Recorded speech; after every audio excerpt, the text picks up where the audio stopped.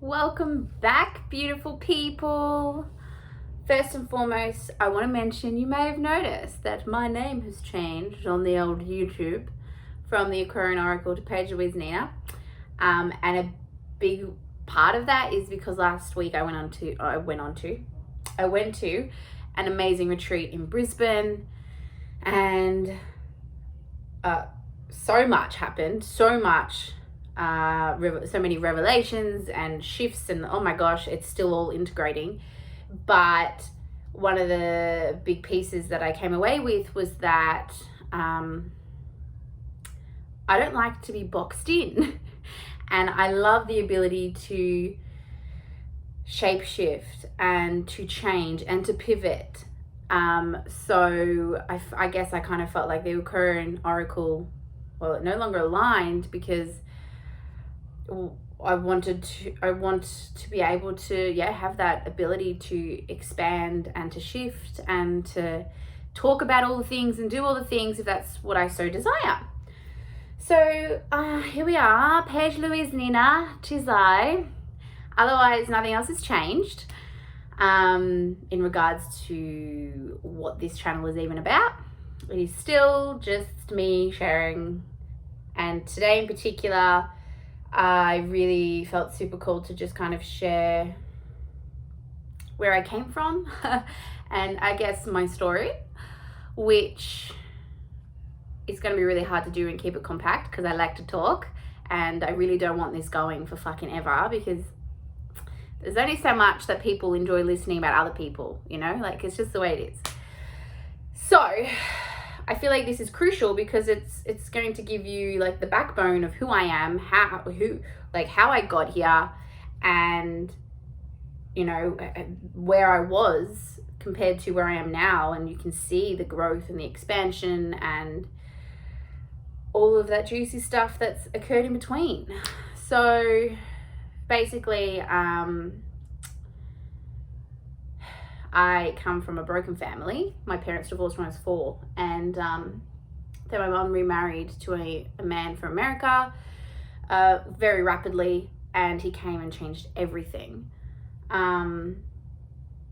He was pivotal in impacting me as a child and thus into adulthood and teenagehood. He and my mom were together, I think, 16 years or so, and was forever overstepping my boundaries, making me feel incredibly uncomfortable in many ways.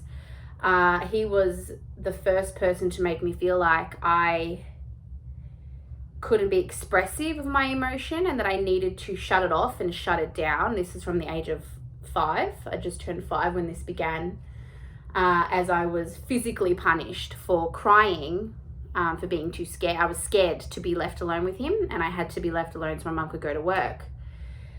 And he would look after me, and I'd be terrified, and then he would spank me, and I'd be punished. In my mind, I associated crying, expressing my emotions vulnerably meant punishment.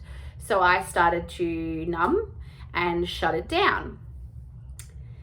This then led onto having a severe OCD disorder, obsessive compulsive disorder, which ruled my life for, I couldn't tell you how long, but quite some time as a younger child.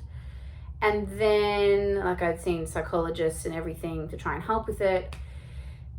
And ultimately, it ended up leading to numbing with food, especially. And I had some severe daddy issues because he remarried and these 2 children came along, and I felt like I'd been replaced, and I was the youngest of 3 kids. So I've got 2 older brothers, 6 and 8 years older. So I was quite a bit younger, and I am quite a bit younger. And yeah, it was like these kids came along and I felt like I'd been replaced. And that created a lot of issues as well. And so I was just so desperate to be loved. So desperate to be loved by a guy. I did some stuff on the internet. I didn't really go out and party. I was a big gamer. I played Habbo Hotel, World of Warcraft, RuneScape, you name it, I probably did it. And I was online talking to older guys and pretending that I was younger.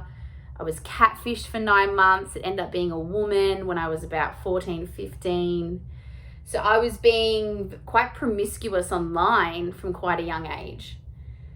And that's also where a lot of my lack of feeling like I was safe in my own home, because so many of my boundaries were overstepped, not only physically, but there was also a program put on the computer because of my stepdad, where he tracked everything that was said online. And, it was a way for me to escape, and a way for me to feel like maybe, people are interested in who I am. And, because I feel like from the age of 10, both of my brothers moved out at around the same time, and I was left to parent my mother. I sort of became, her shoulder to lean on. So I had to mature very quickly. And it's a really, really, it's not complicated, but it's a long story, right? And so I'm trying to just pick the bits that feel really relevant right now. But then ultimately, I felt so alone. And things my stepdad would do would make me incredibly uncomfortable. And there were things that happened that I felt too scared to voice to my mum because I was protecting her. So I kept it quiet. And I was carrying all of this from such a young age. And all I wanted was to be deeply loved, deeply seen, deeply understood, and deeply heard, And I didn't feel like I received that from my childhood. So then I met my 2 kids, their dad, when I was 15. And I was so desperate to be loved by a man, that he actually came to my house, and we had a girlfriend at the time, and he cheated on her with me. I kissed him, like we kissed a bit, but doesn't matter, still cheating. And basically from then on, I was like in love with this guy, he was a year older, so I was 15, he was 16, and I would have done anything for him. When did we get together? April, May, June, July, August. So 4 months into our relationship, he cheated on me with one girl, and then we had sex in between that. It was in 24 hours, and then another girl after that. And this is sort of where it all began. My mum was profusely cheated on by my ex-stepfather, and this is all I knew. So I was repeating these cycles. I realize now that though he, has grown up quite a lot, he was quite narcissistic, and often I could see the similarities between him and my ex-stepfather. And it would freak me out, but it didn't matter. It didn't matter. I was in love and he loved me, and and then I was cheated on, and then I was like, oh, I know my worth for about 2 weeks. And then I went crawling back, and, my self-worth was here, and my ability to feel like I didn't need somebody was down here. And, I was just obsessed with this guy. Then within another, a month or 2 later, I fell pregnant with my son, Bentley. And we remained together for almost 8 years. I left him beginning of January last year, 2020, after completing a self-pleasure graduates course, which was all about reclaiming your eros and your sexuality, and it altered my entire life. I truly believe if I hadn't have completed this course, I would have still been with the kid's father and incredibly insecure, because throughout this 8-year period, there was more cheating. We were both incredibly toxic for one another.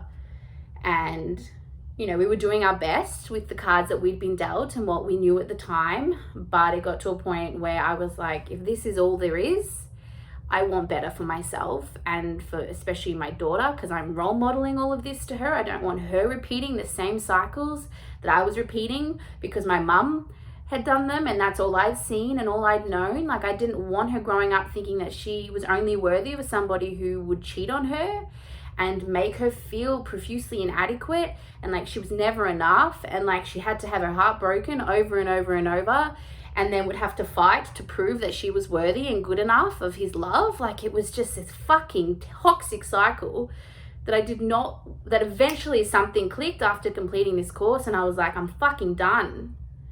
I can't do this anymore. And like, it was not an easy road. This past year has been really, really tough, and it's required a lot of confronting my shadows and the things that trigger me, and it's been incredibly painful.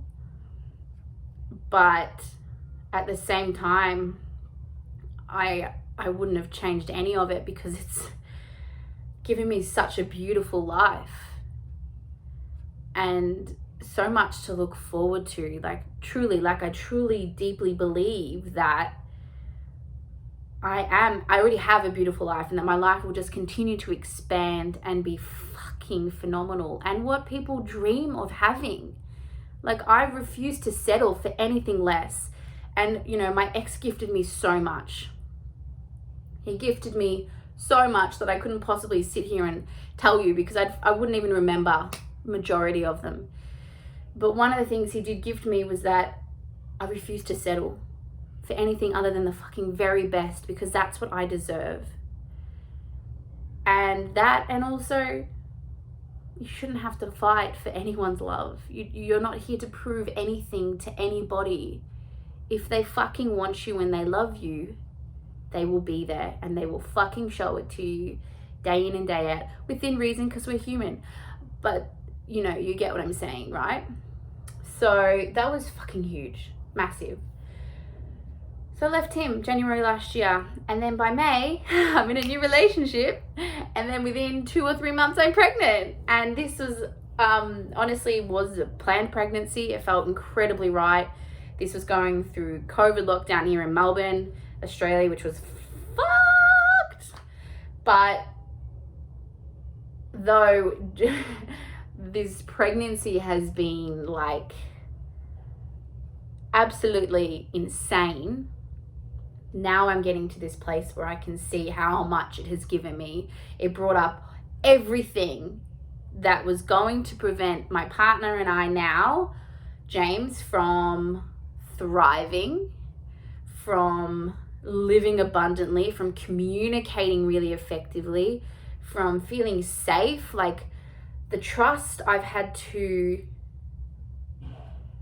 work on that's the wrong word. Acquire keeps coming to me. The trust I've had to acquire has been insane because of my past, right? Like, to me, men let me down, men leave, men abandon me, men are unsafe, men make me feel like I can't be my full self and expressive because I will be punished or I will be shamed or I will be yelled at.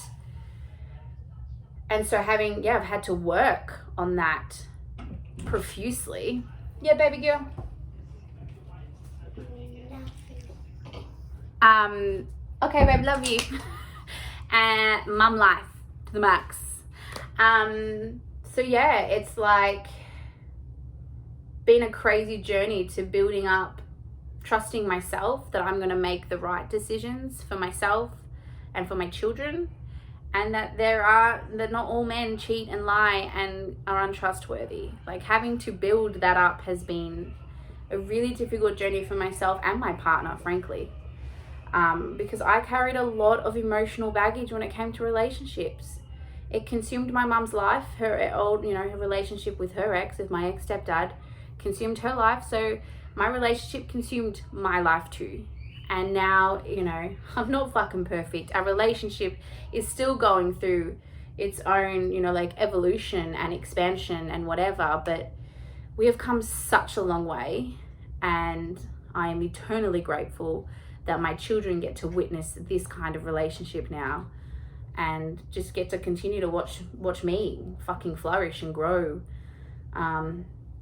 you know, and feel safe and secure in my relationship, and then come back to my magic and my intuition and trust that the decisions I'm making are truly for my highest good and aren't coming from a trauma response, or aren't coming from, you know, like being in a relationship that has been fueled by a trauma bond like it was with my ex. Like, this is all about me living my life to expand, to love as deeply as possible, and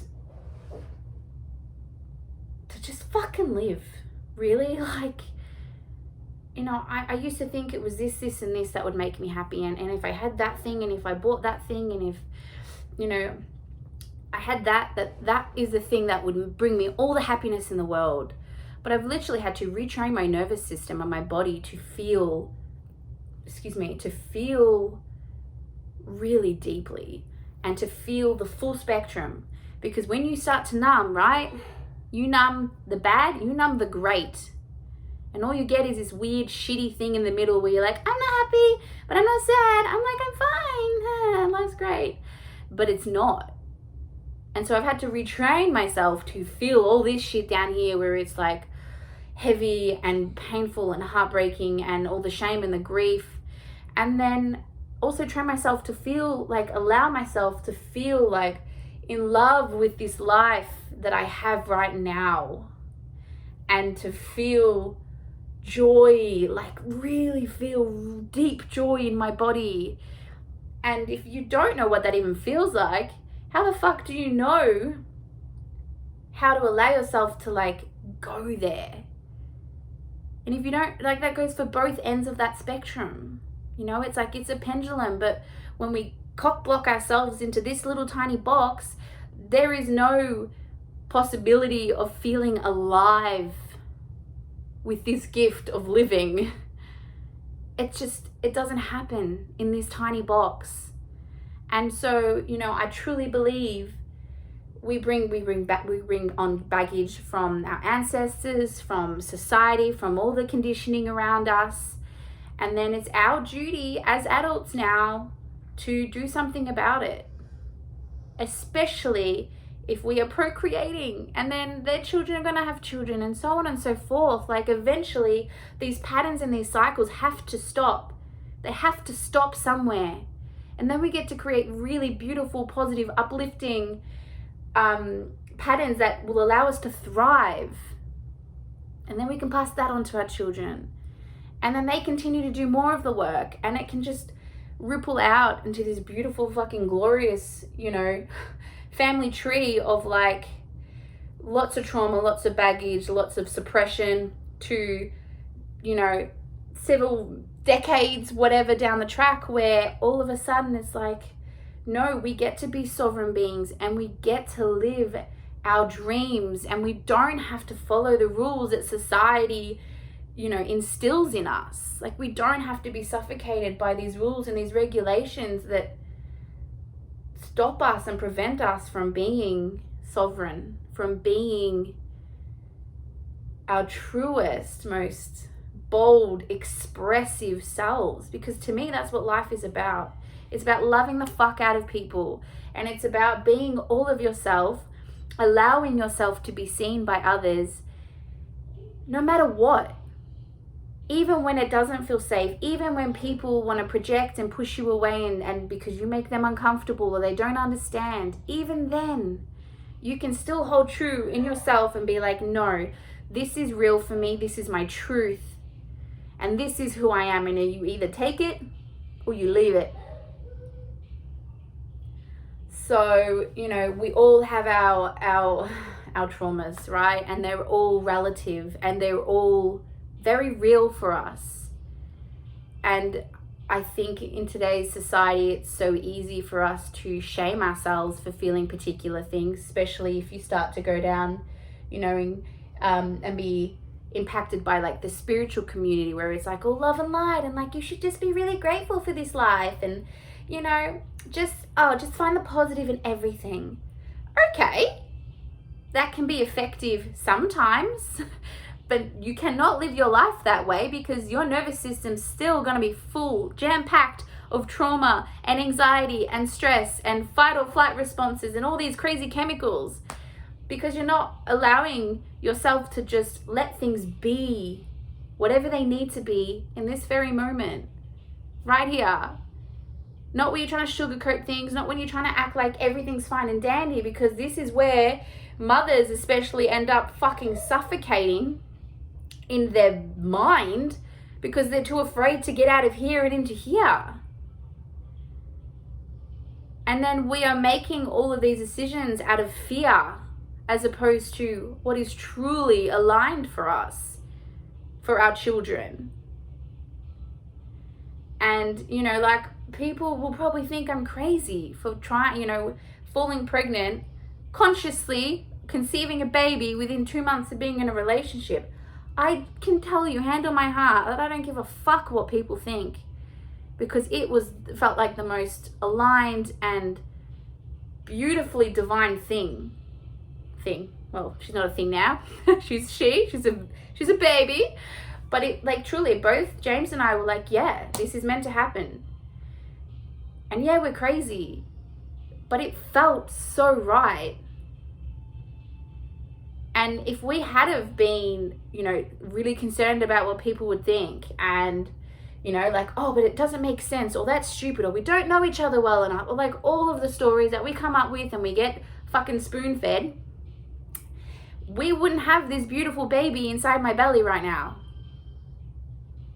Our lives would be incredibly different if we didn't just fuck off all the outside noise and listen to ourselves. So this is why it's so important for me to pass this on to other people, to gift this to other people so that they can live their fucking best lives, truly, without force, without all these like masculine driven, like it's got to look this way and it's got to be done this way and this is how you do it and it's got to be on this timeline. I am here to tell you that it's all utter fucking bullshit, because you look at all these people that have the life, right? You look at fucking Kylie Jenner. She's miserable. I swear I watched like I think it was Kylie Jenner. I watched a documentary and she was like, I have all these things. She has all the things that we all dream about, but it means nothing to her. And you can see by how hard they try to be this perfect figure, and I'm not here to diss anyone, let alone, you know, Kardashians or Kylie Jenner or whatever, but you can see that she's fucking like, this is not her true, like, realist self. Like, she's got all these fucking masks on to keep people from really knowing who she is. And there is no real utter happiness there. There is no aliveness when you're wearing all these masks and people can't see you and you can't be felt. Like, people want to be felt. We want to be seen. Yeah, it's scary, but like, when you experience that kind of like vulnerability and you're still loved in that, even though, you know, your mind's telling you that this is wrong and this is something you should be ashamed about and this is something that, you know, people won't understand. When you just let that be seen by someone or people or whatever, there is no feeling like it. And this is, you know, a big reason why I've created Magic Mama, which kicks off on the 4th of April, because I want mums to feel safe in whatever it is that is alive for them right now, whatever's real for them, without me telling them it's wrong, without me telling them they shouldn't be feeling that way, so that we can deep dive into their fucking magic, and then they can live their life from what makes them feel alive and what makes them feel fucking phenomenal, and letting go of the shit that no longer serves them. Because we all have it. Even I still have it. But I can tell you now, my thoughts used to rule my life. I had no idea that I had even any control over the thoughts that I was thinking. And my life was like, it was happening to me. It wasn't happening for me. Not 2.5 years ago. And now it's like, all right, look, my mind my old mind wants to kick in, my ego, and be like, this is a bad thing that's happening. You must be doing something wrong. You mustn't be manifesting right. Your vibration must be too low. And instead flipping it and going, all right, this is happening. And, you know, we're told that this thing is bad, but what fucking beautiful lesson can I get from this? Because I tell you what, my greatest expansions and my greatest shifts have occurred in my biggest mistakes. And in the things that I and everyone else would look at and be like, that's fucked. And I just see so many blessings in them. So many that I'm just like, yeah, it was a fucking tough time, but look what it gave me. And that's because I honored the moment when I was in the shit. I honored the feeling that I was feeling and the shit that I was feeling. And in doing so, I was able to let it go. And then I was able to come to a space where I was clear. And I was like, wow, thank you for that entire experience. And that's not to disregard the very real pain and everything that I may have experienced whilst going through it. But it's also like, I get a choice, you know? I can sit here and be fucking miserable, or I can honor the misery or the grief or the pain or the heartbreak or the stress or the fucking whatever, allow my body and my nervous system to come back to homeostasis. And then I can allow myself to receive clarity of like, this is why it's happened, Paige. This is what you get from this incredible experience. That was really challenging, but you didn't die. And that's all that fucking matters. In fact, you came out on top. This was way longer than I fucking anticipated, guys. If you made it this far, thank you so much. Please give my page a like, a subscribe, comment on this, whatever. If you're interested in Magic Mamas and finding out more about it, please reach out. It lights me the fuck up, and it's gonna be fucking epic, and it is literally just the beginning. It's gonna be a beautiful ride, guys. And I don't know about you, but I'm fucking excited. I love you. I hope you have had a beautiful day, or you have a beautiful day. And look after yourselves, yeah? Because you matter.